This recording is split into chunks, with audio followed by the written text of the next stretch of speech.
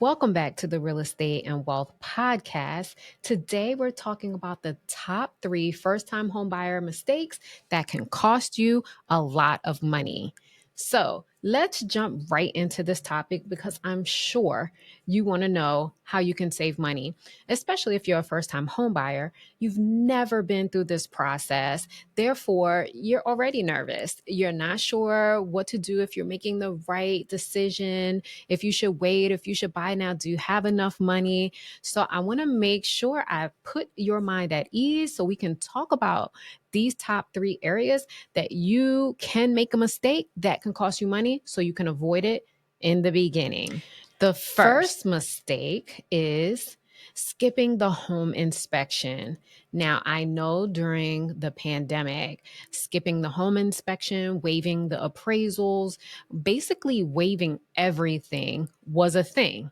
We are not in the pandemic anymore. So most people are still getting home inspections. It's not as competitive for buyers. So you're not going to be competing against many other offers on the table once you find a house that you like.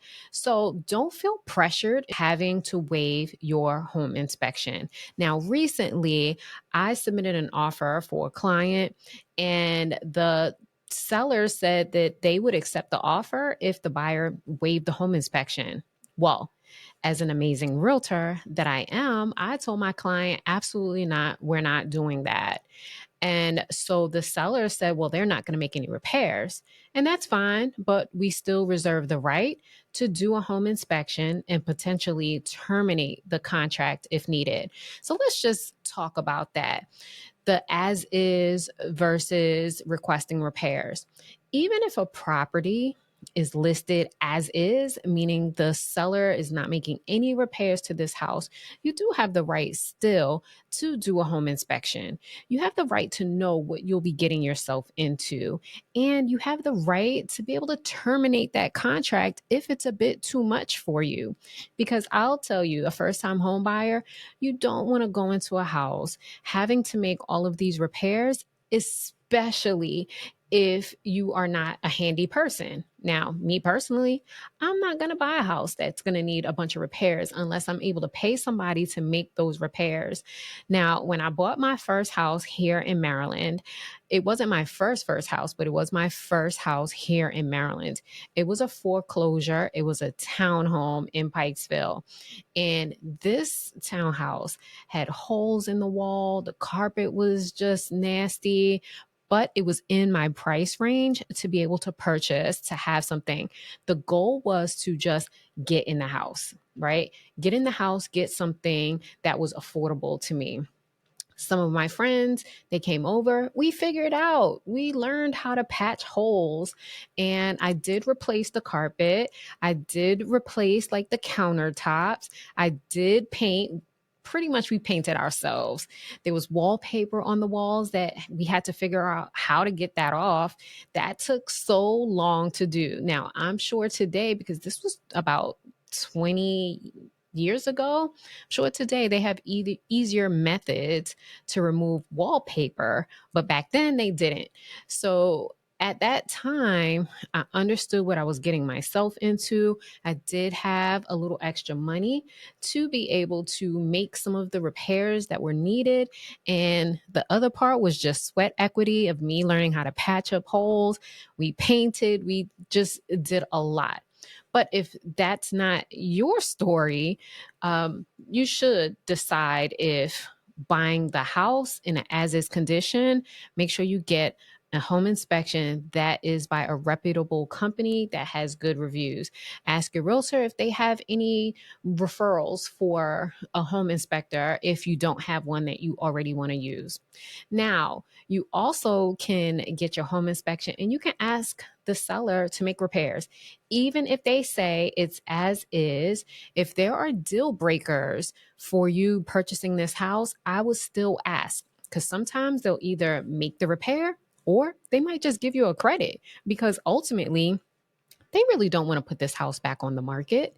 They don't want to have to go through that whole process of the showings and getting offers. And the house can stay on the market for another several weeks or several months, just depending on what that market is like. So just think about that. But get your home inspection, make sure it's by a reputable company. Review your home inspection and then decide if you're going to ask for repairs or if you're going to move forward with the knowing the condition of the property or if you're going to terminate that property. The second mistake that first time home buyers make is just really fixating on just what the monthly payment is going to be. Now, when you're buying a house, your payment is more than just the payment that you should be thinking of. And I understand you do have a payment amount that's going to be really comfortable for you, but there's other things that go into that payment that you should think about before you just fixate on just what your monthly payment is going to be. Now, some of the areas that you can consider that can affect what your monthly payment is going to be and what your out of pocket expenses are going to be is your interest rate.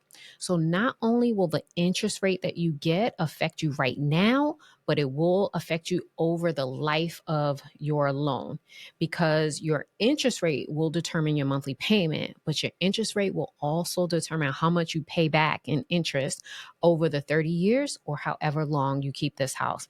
So that's important. You can also decide to buy down your interest rate. So if a loan company is quoting you an interest rate that's giving you a higher payment, well, you can buy down that rate to potentially get your payment down, but it's going to cost you some out of pocket money right now. But over the life of the loan, it's going to save you some money. So think about that. Also, shop around for your loan. If the first loan company doesn't quote you an interest rate that's comfortable for you, then and if you feel like you should be getting a better interest rate, well, you get some time to be able to have other lenders run your credit to see if they can offer you a better interest rate and other terms for the loan. So think about interest rate, not just the payment.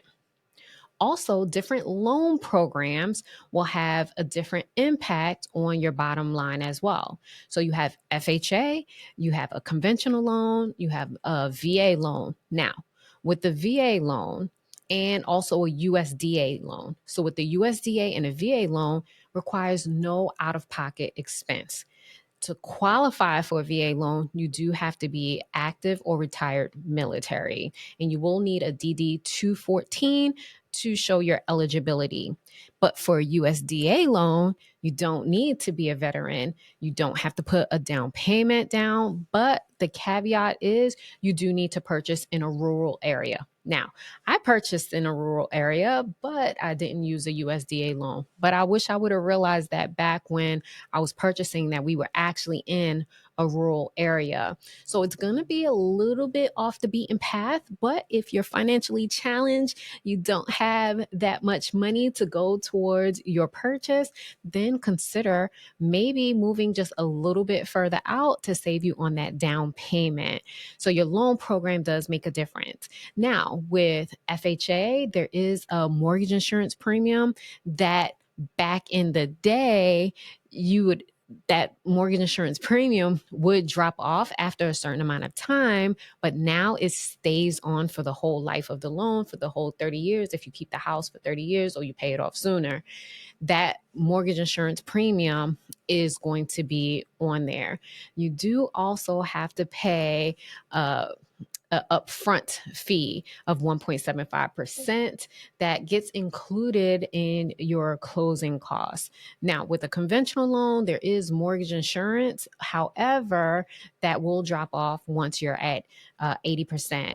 Just to give you an example of that, if you get a conventional loan and you put 5% down, well, once that extra 15%, you've paid that and the house is down to that 80%, loan to value, then that mortgage insurance will come off and you'll have a schedule so you can see. Now, if you buy the house and the area goes up in value, then you can request to have that mortgage insurance taken off, but it might require a refinance. You would need to talk to your lender.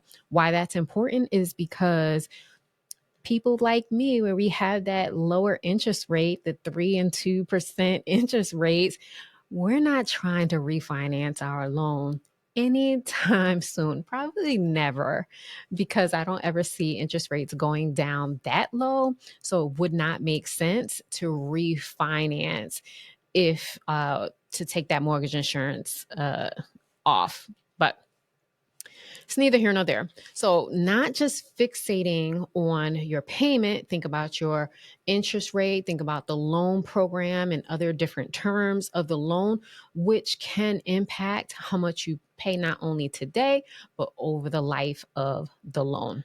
The third mistake that first time home buyers make that can cost you a lot of money is not properly budgeting once you move into the house. So make sure that you understand what your expenses are going to be, because nobody wants to be house poor. Now, I say this to my clients all the time, and I've taken my own advice. You will adjust to the payment. Oftentimes, your home payment is going to be higher than a rent payment. But the benefit is that you do get tax deductions when you own a house to deduct the mortgage and interest payments that you've made throughout the year. So sometimes it balances itself out, but ultimately you will adjust to that higher payment that you might be making on this loan. So you will adjust, but we don't want to be house poor because there are some expenses that you need to think about after you get into your house. Think about maintenance, the maintenance on your home. So when you're living in a rental, the landlord takes care of pretty much most of the maintenance. If you are living in a house that has a private landlord, they might require you to do some of that maintenance. But if you live in an apartment complex, they do all of the maintenance for you. So if you're coming from that atmosphere, then going into having your own house, you're going to be responsible for all of the maintenance. So making sure that you have your HVAC equipment checked out twice a year, in the fall, in the spring, to prepare for the hot and the cold weather. You also want to have your hot water heater serviced. There's other maintenance things that might go on in your house. Your toilet might get stopped up. That's something that you're either gonna have to figure out how to fix yourself, or you might have to get someone out to take a look at the repair that's needed. Now, if you buy a new construction house, might cost you more, but you'll have some warranties for a couple of years on the house on certain items that need repair. So think about, yes, you're going to have some maintenance. You're going to have repairs that are going to need to be done. I bought a new construction house. I've lived in there almost about 3.5 years now. We had to get the septic tank drained. We had an issue with the water line for the well. Not 100% our fault, but we still had to deal with it. We had like a leak. I mean, we had some different things that we had to have looked at. Our refrigerator was like acting crazy, so we had to pay for that out of pocket because it was out of warranty at that point. So there are some repairs and maintenance and other expenses that you need to just have an emergency fund. Make sure you still have a little bit of savings. Don't use that money to buy furniture, just an emergency fund if something should happen. Also consider that won't be in your mortgage payment is like your HOA fee if you live in an HOA community. Also, if you have a front foot fee, or sometimes it's called a deferred water fee. If you live in a newer home, you'll have that fee. If you live in an older home, you won't have that fee. But that's an annual fee that needs to be paid. And then just any other expenses that might go along with the house. If you have like an alarm system that you rent, lawn care, like things like that, you have to consider that you would want to budget for. Now, I'm not saying don't buy a house. All I'm saying is just create a budget so you know how much to expect that's going to come out of your pocket besides just that mortgage payment, because I don't want you to be house poor when you're getting in the house and then you start letting things just fall by the wayside. You're not making those maintenance repairs. Um, you're not taking care of the maintenance. You're not making the repairs. And then small problems over time become big problems. A little leak in your roof that you don't really take care of. Now you might have a mold problem in your house. Okay. So those were the top three mistakes that first time home buyers make when they are considering buying a house. And I wanted to help you avoid these mistakes so that you can be successful and your first home buying experience will be pleasant. So if you have any questions, as always, feel free to put them in the comments, but I look forward to seeing you on our next episode.